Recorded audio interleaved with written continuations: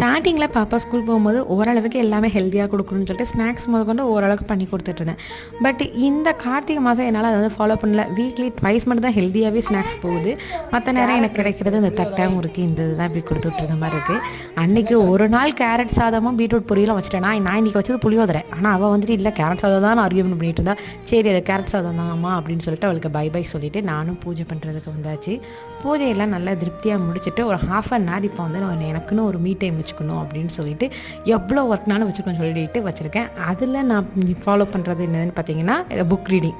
முன்னாடி காலேஜ்லலாம் போயாச்சுன்னு வச்சுக்கோங்களேன், கதை புக் தான் இங்கிலீஷ் புக்காக இருந்தாலும் சரி தமிழ் புக்காக இருந்தாலும் சரி போய் படிக்கிறது.